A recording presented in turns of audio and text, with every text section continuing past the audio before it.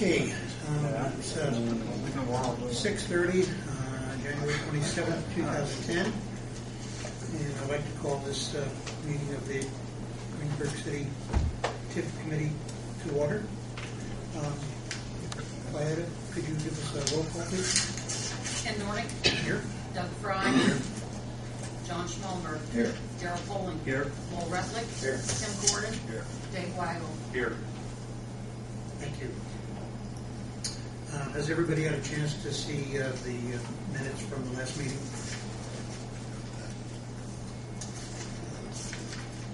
If there's no changes to those, I would like to hear a motion to approve those. Good. So moved. Second. Thank you. Vieta, would you call the roll call, please? Ken Nordick. Yes. Doug Fry. Yes. John Schmallenberg. Yes. Darrell Poling. Abstain, I was not here. Will Retlick. Yes. Thank you. Every year in January, we have an election of officers. It's that time again. So, I'd like to be open for some nominations. I nominate Ken Nordick for president. Second. I move the nomination to be closed. I second that. You've been hit I think this was a setup, guys. Diana, would you call roll on that, please? Ken Dornick. I'll abstain. Doug Fry. Yes. John Schmallenberg. Yes. Darrell Poling. Yes. Will Retlick. Yes. Thank you, I think. Pay increase comes with that. Pardon? Pay increase comes with that. Did it really? Oh. Twice what Well, you're I making got more experience. Twice what you're making now. Thank you. My name is Could we get an update from our city engineer on where we stand on the progress on Lincoln Street? Yeah, they're all. Yeah, I think you got to do other officers. I do, don't I? Thank you. Sit down. All right, we'll wait. Can I have a nomination for the secretary? I nominate Will Retlick as secretary. I second. Vieta, roll call, please. Ken Dornick. Yes. Doug Fry. Yes. John Schmallenberg. Yes. Darrell Poling. Yes.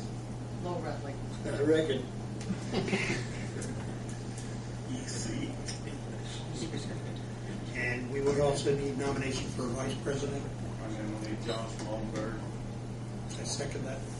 I move the nomination to be closed. Second. Vieta.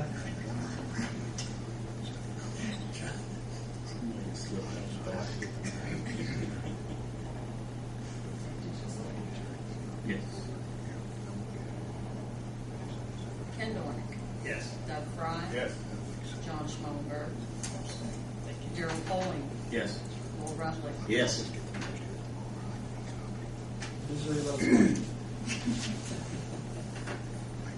Thank you.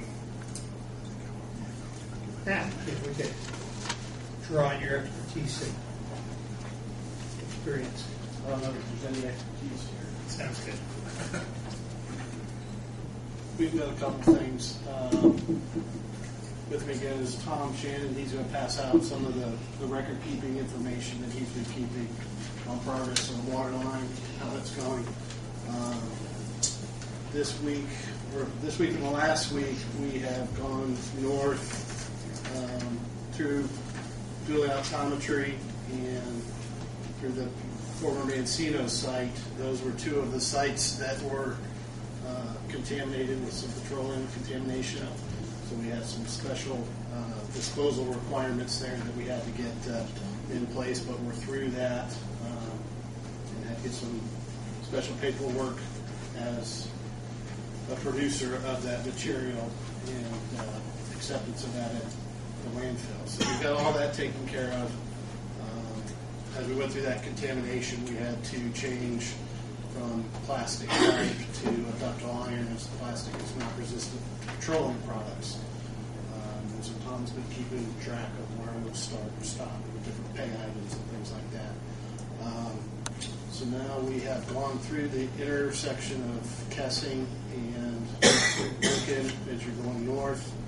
We've also gone from Kessing and Baruchel all the way down Baruchel, and now we're out at Lincoln and turning south.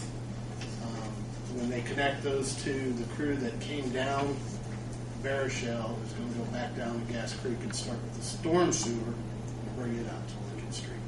Hopefully after that we should be able to open up Kessing, Baruchel for a period of time.